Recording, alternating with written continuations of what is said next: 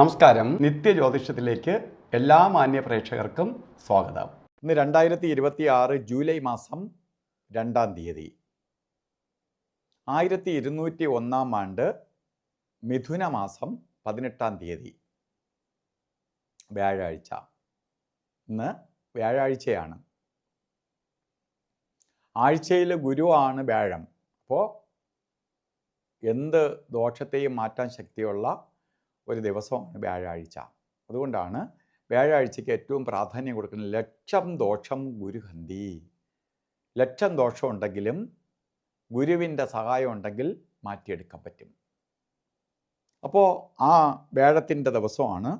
ഉത്രാട നക്ഷത്രം രാവിലെ കുറച്ച് നേരം മാത്രമേ ഉള്ളൂ. 9-9:30 മണിയോടുകൂടി ഉത്രാട നക്ഷത്രം തീർന്ന് തിരുവോണ നക്ഷത്രത്തിലേക്ക് പ്രവേശിക്കും. അപ്പോൾ ഉത്രാടമായാലും തിരുവോണ നക്ഷത്രമായാലും ഇന്നത്തെ നക്ഷത്രം ശുഭനക്ഷത്രം തന്നെയാണ്. അപ്പോൾ നമുക്ക് 6 നാഴിക ഒരു ദിവസം ഉണ്ടെങ്കിൽ അന്ന് ബർത്ത്ഡേ ഏറ്റെടുക്കാം എന്നാണ്. അപ്പോൾ ഇന്നത്തെ നക്ഷത്രം ശുഭനക്ഷത്രമാണ്. രാവിലെ നമുക്ക് നോക്കുമ്പോൾ ഉത്രാട നക്ഷത്രമാണ്. തിരുവോണം ആയാലും ശുഭനക്ഷത്രം തന്നെയാണ്. അപ്പോൾ ഇന്നത്തെ ആഴ്ച വ്യാഴാഴ്ച. വ്യാഴം എന്ന് പറയുമ്പോൾ ഒരു ആളിനെ സംബന്ധിച്ചുള്ള ധനപരമായ കാര്യങ്ങൾക്ക് ഏറ്റവും സപ്പോർട്ട് ചെയ്യുന്ന ഒരു ഗ്രഹമാണ് വ്യാഴം, ധനകാര്യങ്ങൾക്ക്. അപ്പോൾ സാമ്പത്തികമായ കാര്യങ്ങൾക്ക് ഇറങ്ങാനോ, അത് ഒരു ലോണാവട്ടെ, അല്ലെങ്കിൽ മറ്റ് സാമ്പത്തിക ഇടപാടുകൾക്കാവട്ടെ, ഷെയർ മാർക്കറ്റിലാവട്ടെ, ഊഹ കച്ചവടങ്ങൾക്കാവട്ടെ, ഒക്കെ അനുകൂലപ്രദമായ ഒരു അവസ്ഥ തരുന്നവനാണ് വ്യാഴം. ആ വ്യാഴമാണ് ഇന്നത്തെ ദിവസം. നക്ഷത്രവും അനുകൂലപ്രദമാണ്. അതുകൊണ്ട് സാമ്പത്തികമായ കാര്യങ്ങൾക്ക് ഇറങ്ങാൻ അനുകൂലപ്രദമായ സമയമാണ്. അതുപോലെ തന്നെ ഉത്രാട നക്ഷത്രം, മിഥുന മാസത്തിലെ ഉത്രാട നക്ഷത്രം ബർത്ത്ഡേ ആയിട്ട് വന്നിട്ടുള്ളവർക്ക് ഒരു വർഷത്തെ ഫലത്തെ ചിന്തിക്കുമ്പോൾ നിങ്ങൾക്ക് ഭാഗ്യദായകമായ ഒരു വർഷമാണ്. വ്യാഴാഴ്ച വന്നിരിക്കുകയാണ്. സാമ്പത്തിക പുരോഗതി ഉണ്ടാവും. സാമ്പത്തികമായി ബുദ്ധിമുട്ട് അനുഭവിച്ചുകൊണ്ട് നിൽക്കുന്ന നിങ്ങൾക്ക് സാമ്പത്തികമായി ഉയർച്ച ഉണ്ടാവും. മുടങ്ങിക്കിടക്കുന്ന ധനം വന്നു ചേരും. ബിസിനസ് ആദി കാര്യങ്ങളിലോ അല്ലാതെയോ ചെയ്യുന്ന കാര്യങ്ങളിൽ സാമ്പത്തിക മേന്മ വരും. ജോലിയിൽ പുരോഗതി ഉണ്ടാവും. പഠിക്കുന്ന കുട്ടികളാണെങ്കിൽ സ്കോളർഷിപ്പോട് കൂടി പഠിക്കാൻ പറ്റും. കാരണം വളരെ ബുദ്ധിമുട്ടില്ലാതെ ധനപരമായി ബുദ്ധിമുട്ട് വരില്ലെന്നാണ് സ്കോളർഷിപ്പ് എന്ന് ഞാൻ പറഞ്ഞത്. പുറം രാജ്യങ്ങളിൽ വരെ പോയി പഠിക്കാനോ ബാക്കി കാര്യങ്ങൾക്കോ സപ്പോർട്ട് ചെയ്യും.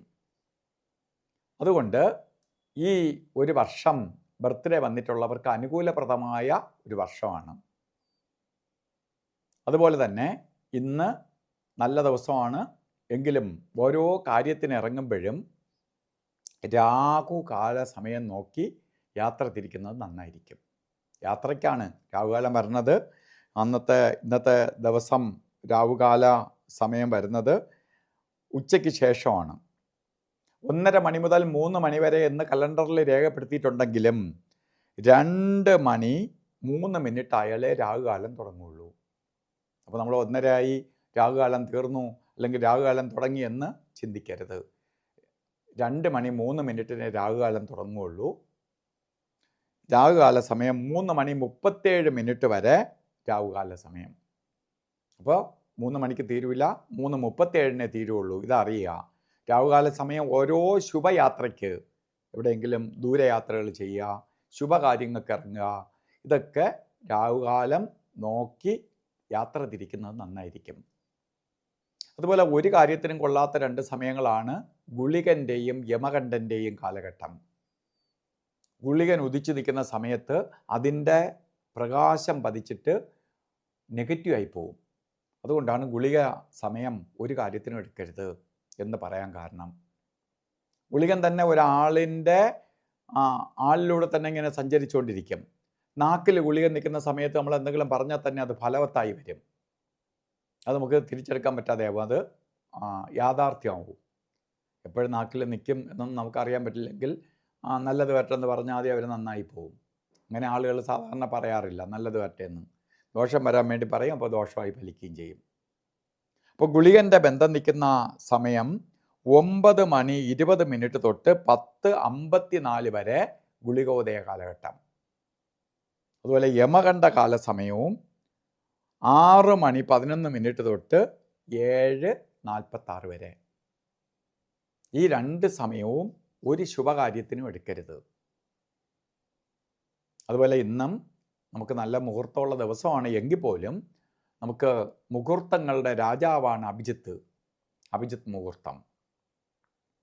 അഭിജിത്ത് മുഹൂർത്തം പറഞ്ഞത് 12:05 തൊട്ട് 12:53 വരെ 48 നേരം. ഇതിൽ 4 മിനിറ്റ് മാത്രമേ കൊള്ളാതെ ഉള്ളൂ. അഭിജിത്ത് മുഹൂർത്തം നമുക്ക് എന്ത് ശുഭകാര്യങ്ങൾക്കും എടുക്കാം. അതുപോലെ ഇന്നത്തെ ദ്വിതീയയാണ് തിഥി വന്നിരിക്കുന്നത്, അതും ദോഷപ്രദമല്ല. ഇന്ന് ഓരോ കാര്യത്തിന് ഇറങ്ങുമ്പോഴും വസ്ത്രധാരണത്തിന് പ്രാധാന്യം കൊടുക്കണം. മഞ്ഞ കളറോ മഞ്ഞ മിക്സായിട്ടുള്ളതോ അല്ലെങ്കിൽ ഗോൾഡൻ കളറോ ആയിട്ടുള്ള വസ്ത്രധാരണം ധരിക്കുകയോ അല്ലെങ്കിൽ വസ്ത്രത്തിൽ കർച്ചീപ്പായിട്ടെങ്കിലും മഞ്ഞ മിക്സായിട്ടുള്ള കളറ് കയ്യിൽ കരുതുന്നതും ശരിക്ക് വേഴത്തിൻ്റെ ഗുരുവിൻ്റെ പ്രകാശം നമ്മളിലേക്ക് എത്താനും ഗുരുപ്രീതി വരാനും സഹായിക്കും. അപ്പോൾ ഇന്നത്തെ